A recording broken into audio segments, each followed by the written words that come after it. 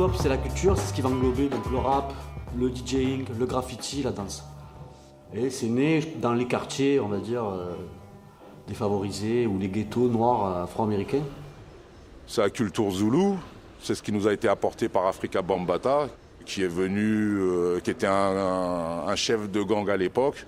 Parce que aussi à New York comme pour Paris, avant que ça se développe en musique, il y avait des gangs là-bas qui s'entretuaient et tout. Il a perdu son frère dans une bagarre de gang. Et c'est là qu'il a décidé de créer la Zulu Nation, le hip-hop, le HIP, pour faire de tout ce côté négatif dans les ghettos, inventer une culture positive, quoi.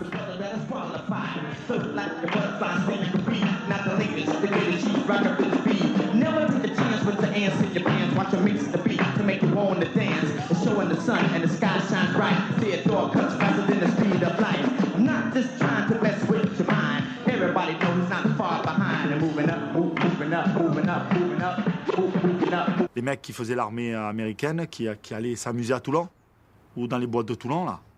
Et les mecs, ils breakaient déjà. Enfin, ils amenaient le break dans les boîtes pour charmer les nanas, tout ça.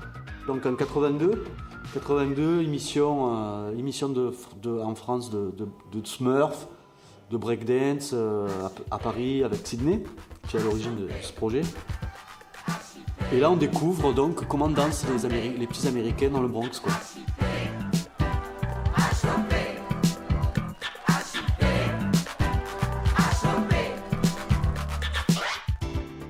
Il y avait des défis de jeunes de banlieue qui étaient eux invités, triés, pour faire un défi de danse. Au début, comme tout le monde ne savait pas ce que c'était l'hip-hop, on avait un peu de tout et de rien. Et au fur et à mesure que l'émission se développait, comme il y avait les leçons de Smurf et de breakdance, ça commençait à aller de mieux en mieux. Et on voyait des blancs, des blacks, des beurs issus de cité. On marchait vachement pour aller d'un quartier à un autre pour voir les danseurs. Quand on entendait qu'il y avait un danseur, on traversait on faisait quelques kilomètres pour aller rencontrer ces danseurs. Et là, on s'échangeait des pas. Là où on met un petit pied de nez à HIP, à Sydney, malgré qu'il y ait pour rien, le pauvre, parce que c'est lui quand même qui a ramené la tendance en France.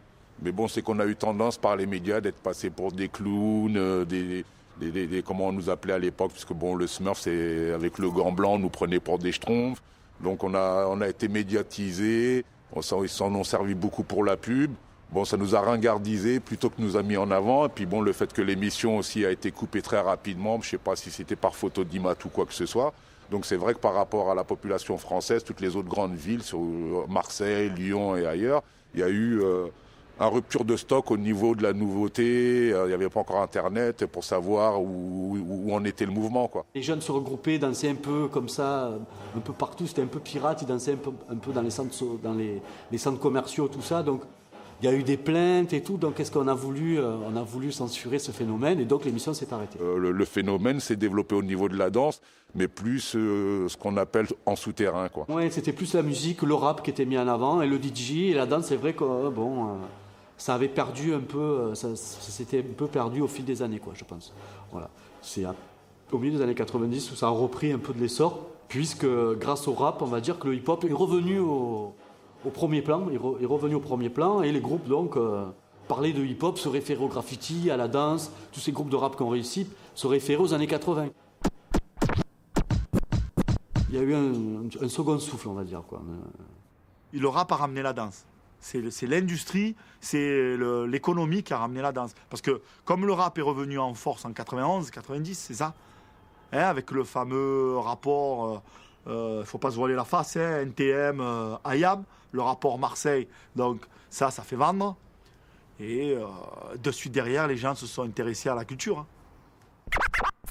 Check it out.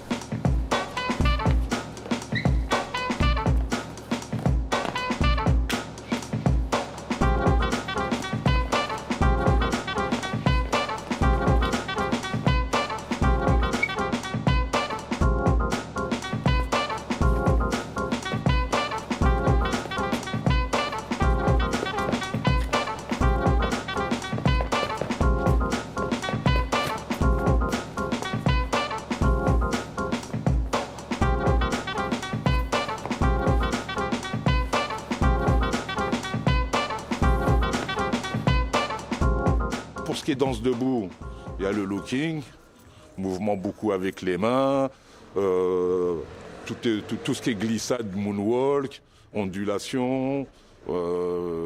Après, pour le breakdance, il y a le pas d'entrée, le pas de préparation pour pouvoir aller au sol. On retrouve le hop rock qui est la danse de combat pour s'affronter debout et aller au sol. Après, bon, t'as le moulin à vent, t'as le spin sur la tête, t'as le scarabée, bébête comme on l'appelle, t'as pas mal de passe-passe. Mais bon, le but, c'est pas de les faire, c'est de les faire avec son style amélioré de façon à ce que toi tu fais, personne ne puisse le reproduire, quoi. C'est plus par le style qu'on reconnaît un bon danseur que par sa prestation, parce qu'il fait comme tout le monde, quoi.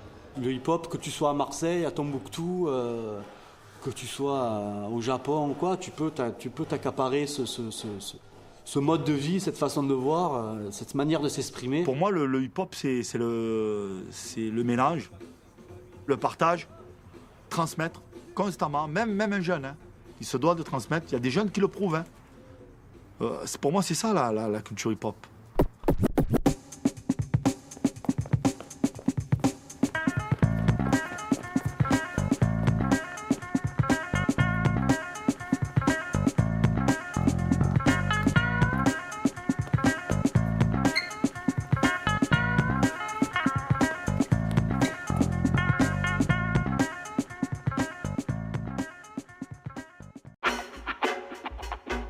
Il y a eu une très grosse évolution. Avant, il n'y avait rien. Dans la rue, c'était pas évident. On n'avait pas les techniques, et puis c'était le goudron. Avant, on était beaucoup plus originaux. Tout simplement parce qu'il n'y avait pas d'image. Moi, j'ai vu qu'à l'époque, ils avaient tous un style particulier. Ils construisaient tous leurs mouvements. C'était vraiment chacun, on reconnaissait le danseur, quoi. Et maintenant, les danseurs d'aujourd'hui, on voit bien qu'ils ont beaucoup repris des anciens. Je regarde les vidéos et tout de quelques b-boys. Aussi, j'essaie de m'inspirer grâce à ces b-boys-là. Je regarde à peu près les mouvements que je kiffe le plus. Essayer de la faire, mais à ma façon, à moi. Ces 10 dernières années, ce qui a fait évoluer la danse hip-hop, c'est la technique, la performance. C'est ce que les gens attendent le 3/4 du temps.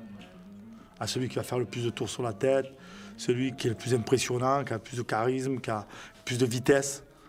C'est ça, hein. C'est la performance. C'est ce qui a évolué. Les mecs faisaient 7-8 tours en 83 sur la tête. Maintenant, je crois que le record, il est à 140 tours.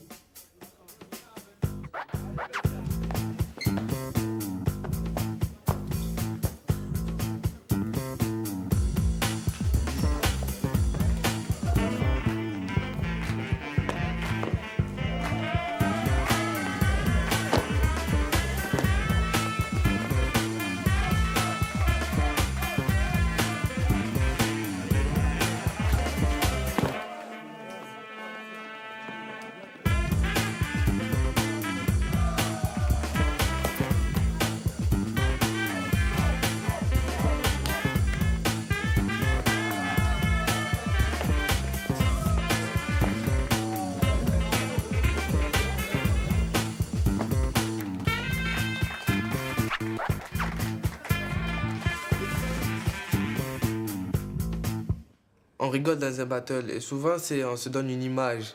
On fait le méchant et à la fin on rigole. Vous voyez, il n'y a jamais vraiment de méchanceté dans un battle.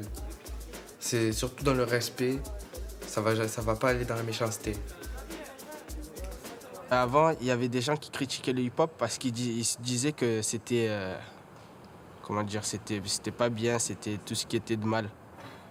Mais maintenant, ils commencent un peu à l'accepter.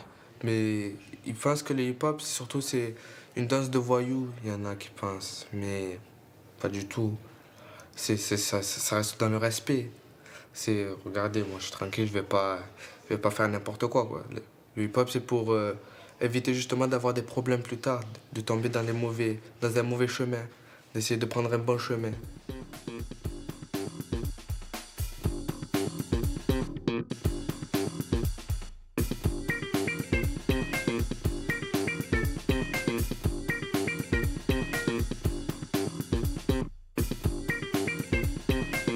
Alors les filles dans le break, en fait, bon, il y en a toujours eu, mais c'est vrai qu'au début, elles n'étaient pas très nombreuses et par rapport à maintenant, c'est vrai qu'il y en a beaucoup plus. Et voilà, comme le hip-hop, il y a quand même une évolution. Maintenant, il est passé sur scène, il y a des compagnies qui marchent bien, alors qu'avant, c'était beaucoup plus underground.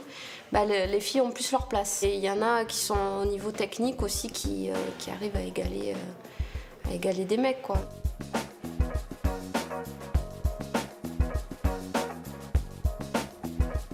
C'est la première école à Marseille. C'est pour ça que je disais que c'était l'un des piliers. Depuis 14 ans, c'est la première école de danse de breakdance où tous les professeurs qui donnent des cours maintenant sont passés par là. L'idée de faire une école de danse hip-hop, c'est parce que les enfants en ont besoin. Je m'entraîne avec Karim à la salle Bossank. On a commencé à faire 3 ans de pop. Avec lui, on a fait plusieurs shows et tout. Et après, ça fait à peu près bientôt 4 ans qu'on break. Après, un jour, ma mère, elle a dit tu devrais essayer une autre danse. Tu devrais te mettre dans le hip-hop. Il y a des cours de hip-hop chez Karim à Bossank. Je suis allé et petit à petit, j'ai commencé à apprendre. Et voilà, j'ai aimé, j'ai kiffé, j'ai continué. Les enfants en ont besoin tout simplement pour prendre plus confiance en eux. Ils existent. À la fin de chaque cours, on a quand même le cercle. Le cercle, le jeune, va peut-être pas passer la première fois, parce qu'il est très timide, il va pas passer la 5e fois, mais un jour il va passer. C'est pas possible ce qu'on peut faire sur un enfant avec un cours de danse, je dis danse, je préfère, hein, danse hip-hop entre guillemets, avec les enfants, c'est très important.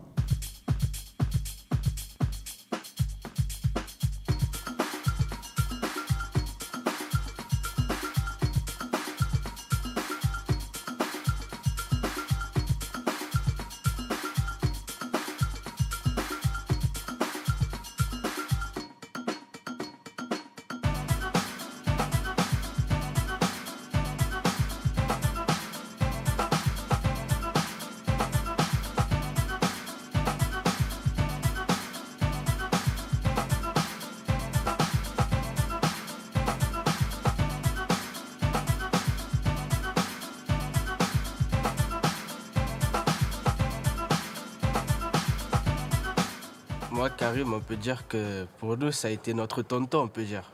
Parce qu'il nous a élevés dans le mode de la danse. C'est grâce à lui qu'on en arrive là. On a appris beaucoup de choses avec lui. Aussi, ouais, ce qu'il nous a appris, c'est que même si on n'arrive pas, il faut toujours essayer. Jamais lâcher l'affaire, en fait. Il y a un gros potentiel là à inculquer la culture hip-hop. La culture hip-hop, c'est tu fais les choses pour t'amuser. Voilà, tu t'amuses. Tu sais pas danser, c'est pas grave, amuse-toi. Et ça, moi, c'est la base. Ensuite, quand j'ai des élèves qui valent le coup chez les grands, c'est pas pareil. Quand j'ai des élèves, c'est rare, hein, je vous rassure. Quand j'ai des grands qui ont compris ça, on peut aller très loin. On peut aller très loin dans la danse. On reste les jambes là, largeur des épaules, largeur des épaules, largeur des épaules. Et fléchit, on fléchit, toujours en rebond. Non, fléchit, voilà, on est toujours en rebond. Non, pas tant, tu vois, voilà, d'accord.